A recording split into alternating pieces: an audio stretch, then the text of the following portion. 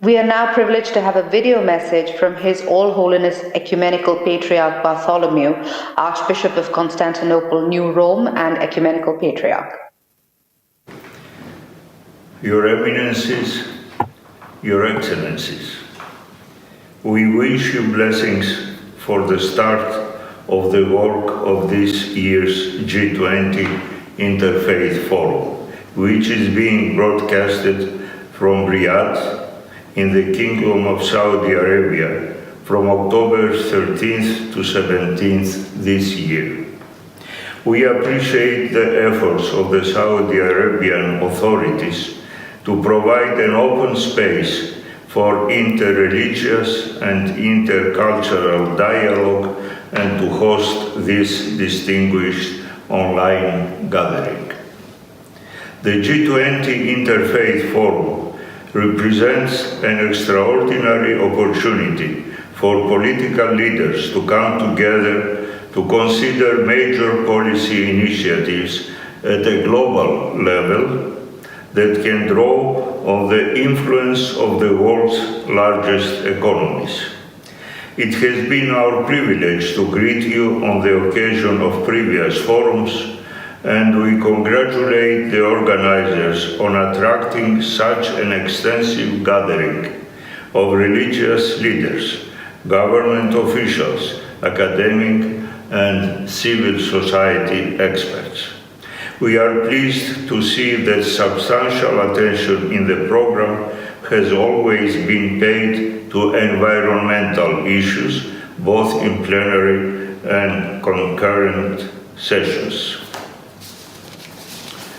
We only wish we could have been there physically, knowing and appreciating the generosity of our Saudi Arabian hosts, who had sincerely hoped that we would be able to participate in such a historic forum.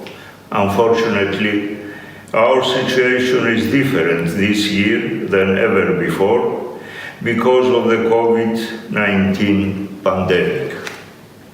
The year 2020 has been a very challenging period for many people due to the coronavirus disease.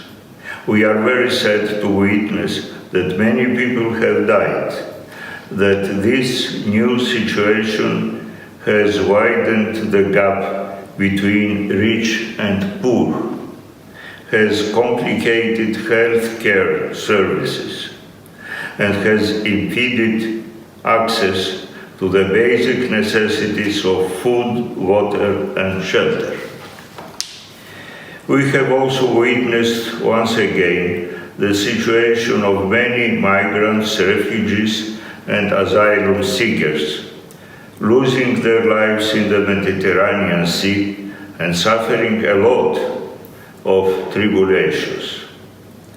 As it is said in the Bible, if one part suffers, every part suffers with it.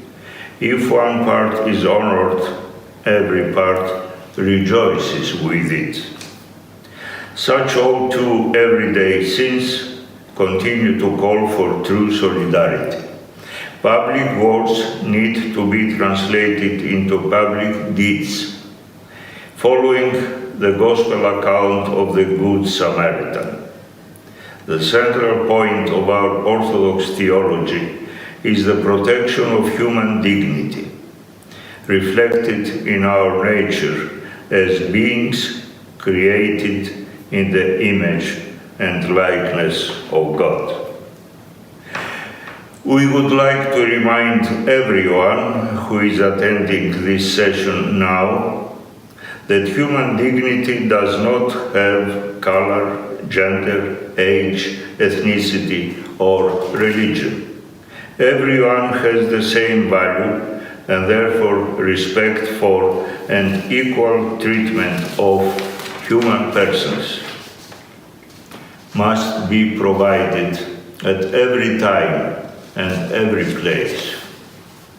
This year we have also been witnessing the rise of the Black Lives Matter movement in the USA. We stand with Black people and people of color all over the world to affirm every human being's God-given infinite worth, which cannot be reduced to market value, to a mere product for exchange. To put it in the words of a famous philosopher, everything has either a price or a dignity. What has a price can be replaced. What, on the other hand, is raised above all price and therefore admits of no equivalent, and this is the human person, has a dignity. We would like to use this opportunity to raise our voice against structural inequalities, any form of expression of racism, ethnocentrism, tribalism, casteism, and classism.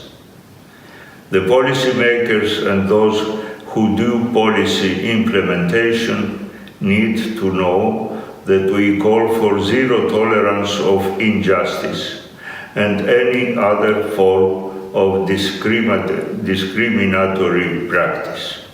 Also, we wish to express our satisfaction in seeing that the organizers have decided to tackle the issue of the preservation and protection of the religious and cultural heritage. We need to understand and remember that sacred sites are closely tied to our religious identity and piety. Unfortunately, we have experienced that such treasured places can become weapons or targets in spreading ethnic and religious intolerance. For this reason, we must strive for the promotion of solidarity, tolerance, and cooperation, building bridges, openness, and confidence. Together with the raising of the awareness and the sensitization of consciences, we are called to launch concrete common initiatives and actions. A stronger mobilization of the action level, is really needed by all of us.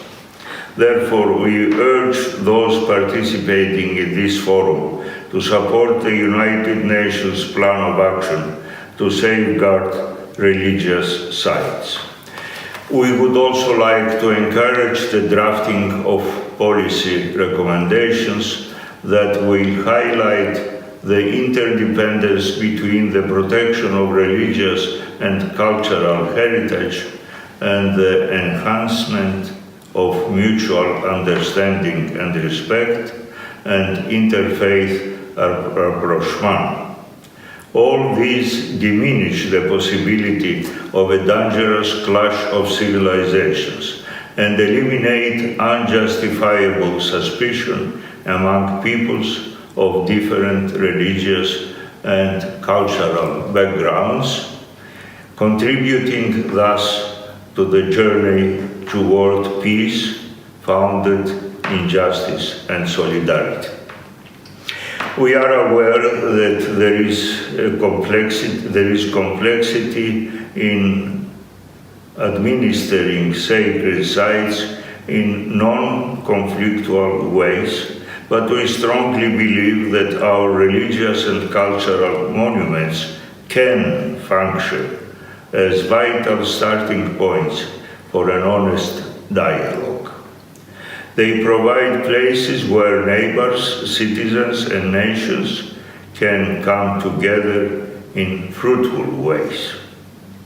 Therefore, you will have accomplished something truly significant if you can develop such good policy recommendations that can be beneficial even for the G20 economies to support an enhanced environmental quality and to strengthen the sustainable protection of religious identity and cultural heritage worldwide.